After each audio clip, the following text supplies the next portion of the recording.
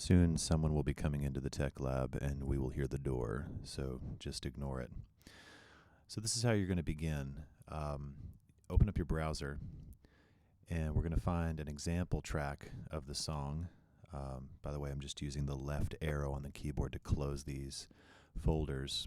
I'm over in the packs area right now, which is just a lot of extra instruments.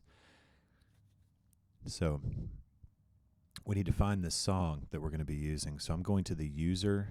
Lab test is the name of the user of this computer. I'm going to very quickly try to explain a couple. Whoops.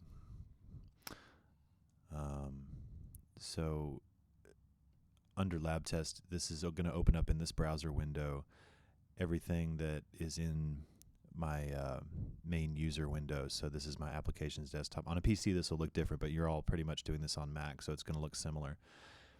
You'll probably be under the student user tab. So we're going to go to, I believe it's library. No, it's music. That's it. And now yours might be in a different location. You will have downloaded it from the MP3 file, that is, for Name Above All Names. You will have downloaded this from Blackboard. So for you, it'll probably be here in downloads. But I have mine in iTunes, I believe. So I'm going to look for it there. And let's see, I think it's a Vineyard song. So yeah, there we go. Name Above All Names. So I'm going to drag that MP3 file right over here into the song and drop it on the first bar here, first measure. And I know already that 79 beats per minute or 120 is not the tempo of the song, so I'm going to have to adjust the tempo of the song to what we're finding here. Or rather, adjust the global tempo to the tempo of this track. So first I need to listen to it. The track is currently unwarped, and we'll talk a little bit about what that means in just a moment. Since I clicked on this, you can see the sample file here. This is the entire file represented in waveform from beginning to end. So I'm going to just click play and see. I've got my metronome up here turned on. So we're going to hear the metronome clicking, and we're going to hear the song, and you'll hear how they are not synced up with one another.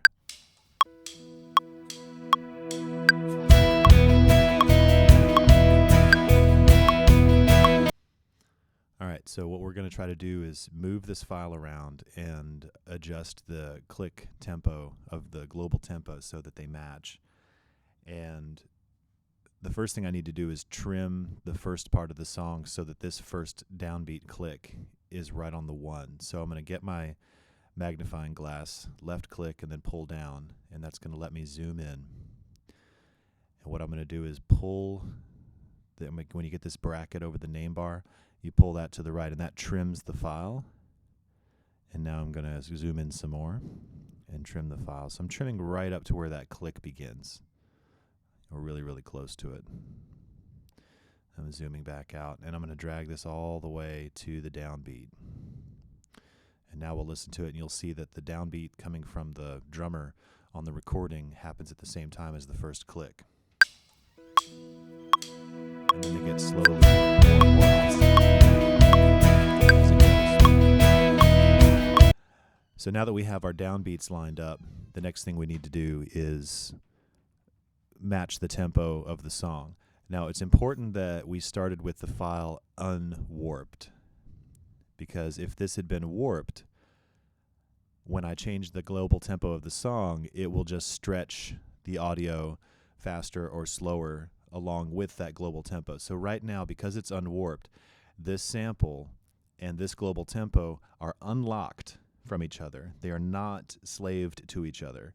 So I can move this tempo fader up and down, and the song is going to change relative to the measure numbers. Like you'll see, I'll do it here in a second. You'll see these measure numbers will slide, and the audio will slide off of the measure numbers, and so on and so forth.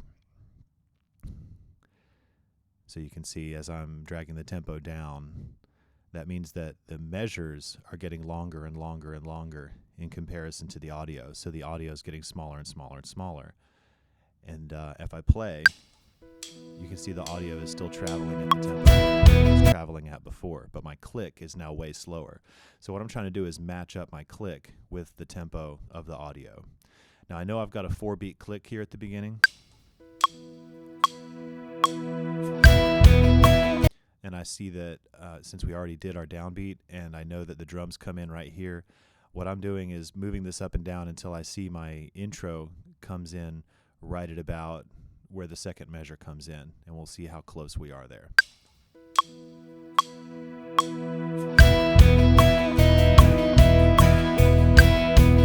Okay, that seems pretty close, but instead of having to listen to the entire song to see how close it is, I can just scan forward through the song to see if it maintains tempo all the way through. So I'm just clicking in the middle of the sample and then play and hitting spacebar to play. Made yourself nothing. Okay, and it seems like it's still tracking along pretty well. So I'm going to go further into the song and see if it still does that further on. Jesus, oh, you have a name above all. All right, so I'm feeling pretty confident that this is probably the right tempo. I did not check the tempo of the song before, so if it is right, we just discovered it. Highest in heaven, we come to bow down. Okay, I'm pretty sure this is the right tempo.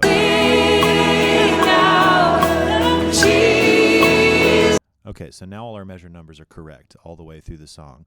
So that is the first thing you want to do. That's your first step. So go to it and see if you can get your song into this condition. Oh, one more thing. Once you get the song slaved to the right click, or once you get it set to the right tempo where the song is playing correctly to the tempo of the metronome all the way through, then you want to warp it. Now, if I change the tempo of this track will change with. So if you watch, I'll push the tempo up. Jesus, come on and sing out.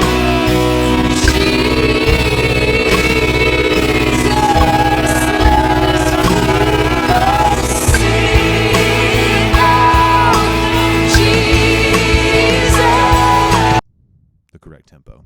So get your files into that condition and then move on to the next video.